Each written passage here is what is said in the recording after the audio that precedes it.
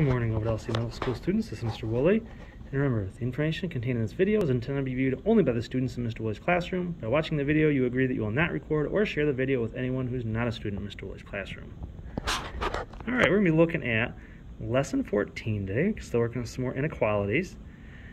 Alright, it says, for our first example here, you are the owner of the biggest and newest roller coaster called the Gentle Giant. The roller coaster costs $6 to ride. The operator of the ride must pay $200 per day for the ride rental and $65 per day for a safety inspection. If you want to make a profit of at least $1,000 each day, what's the minimum number of people that must ride the roller coaster? Alright, so you're going to make some money here. You're going to charge $6 times however many people buy tickets, so 6 times P. It's going to earn you some money. Now you have to take away $200 to be able to park it on the lot at the fair, so it's like a $200 fee per day. And you also, before every day starts up, you got to pay $65 for the safety inspection. So once again, you're making money here. This is positive. $6 times the amount of people you're going to have. But you got to pay $200 a day for the ride rental and pay $65 for the safety inspection. Now, since we're trying to make at least $1,000 a day, this is where I'm making my money. I make my money here, and I got to pay a couple fees here. But overall, that's where I'm making money. I want it to be greater than or equal to $1,000, because remember, we're trying to get at least. So 1,000 or more. That's why I can have the equal to and the greater than over here. So anyways, if I want to solve that, well, I can take 265, combine them together. So you're going to make $6 times however many people, then you're going to spend $265 for the fees and inspections every day. So add 265 to get rid of the minus 265. Add 265, so you get 6p greater than or equal to 1265. Divide each side by 6, you get p, the amount of people, has to be greater than or equal to 210.83. Now, due to the fact that you don't have 0.83 of a people, the equal to doesn't really make sense here. So p has to be greater than 210.83. Well, the next number greater than 210 will be 211. So it needs to be at least 211 people riding the roller coaster per day to make at least $1,000 a day. All right, next up. In a youth summer camp, they have budgeted $2,000 for campers to attend the carnival. The cost for each camper is $17.95, which includes general admission to the carnival and 2 meals. The youth summer camp must also pay $250 for chaperones to attend the carnival and $350 for transportation to and from the carnival. What's the greatest number of campers who can attend the carnival if the camp must stay within its budgeted amount? All right, you're going to have to pay $17.95 times however many campers you go. Have on the trip with you. And you got to pay for the chaperones, and you got to pay for transportation. So you got to pay for campers, pay for chaperones, pay for transportation. All right.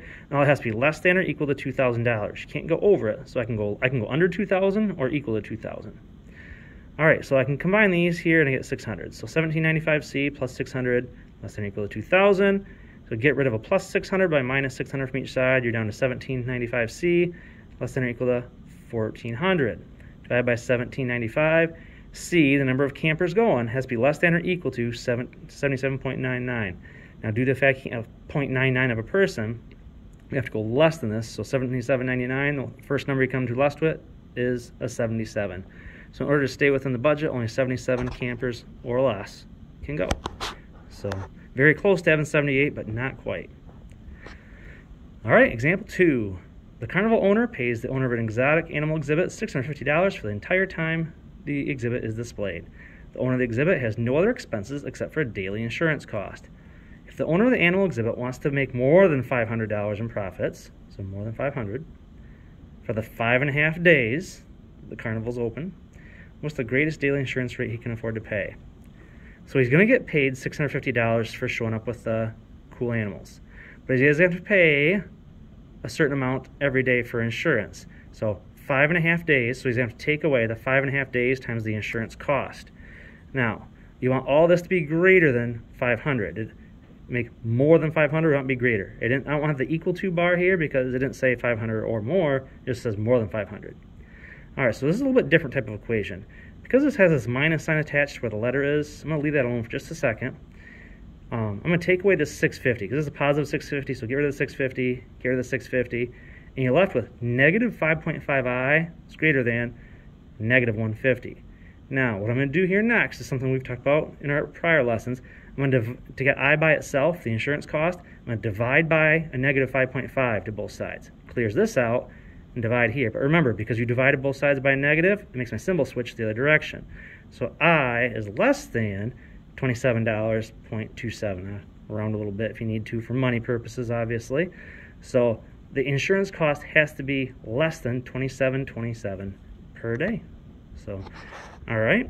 Now, that's all the examples we have for today. If you look over here on pages